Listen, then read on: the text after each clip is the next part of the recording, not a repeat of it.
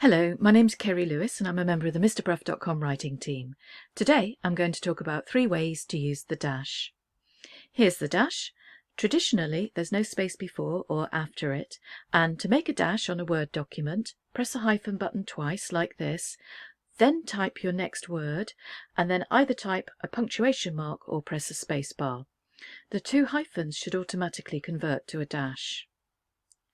The examples from literature in today's video are from Pride and Prejudice by Jane Austen, and Austen used a lot of dashes in her writing. The first way that we can use the dash is for emphasis. Mr. Collins decides that he wants to marry Jane. When Mrs. Bennet tells him that Jane already has a love interest, he changes his mind.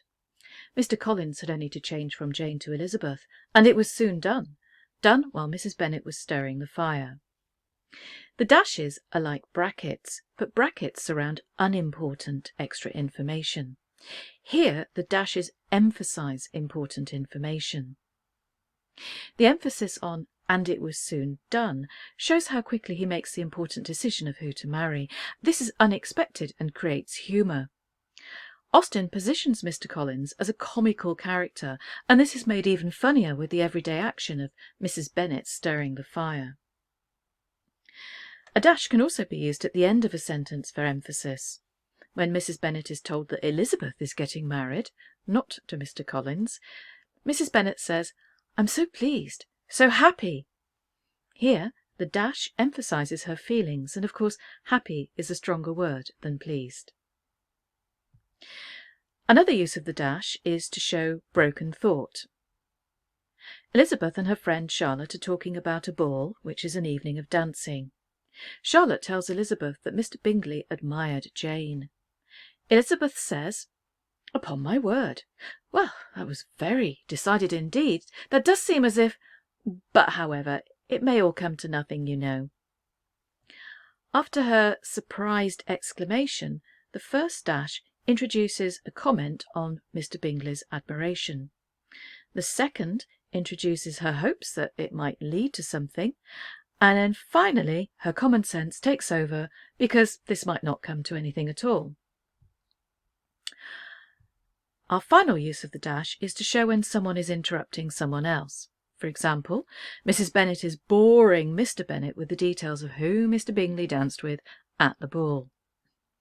Then the 2/3 he danced with Miss King, and the 2/4 with Maria Lucas, and the 2/5 with Jane again, and the 2/6 with Lizzie, and the Boulanger. "If he had any compassion for me," cried her husband impatiently, "he would not have danced half so much. For God's sake, say no more of his partners." And here the dash shows that he is interrupting her.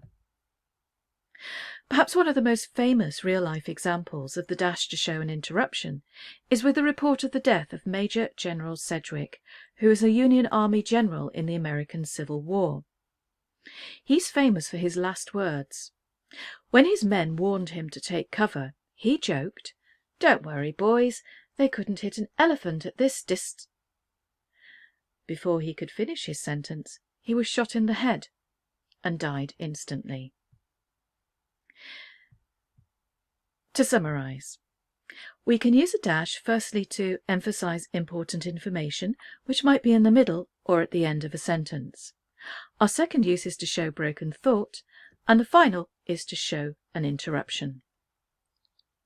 I hope that you enjoyed this video. If you're interested in buying a copy of Mr. Bruff's Guide to Grammar, the links are in the description below. In the meantime, please subscribe, like and share. Like this girl, I have to dash, but I'll see you in the next video.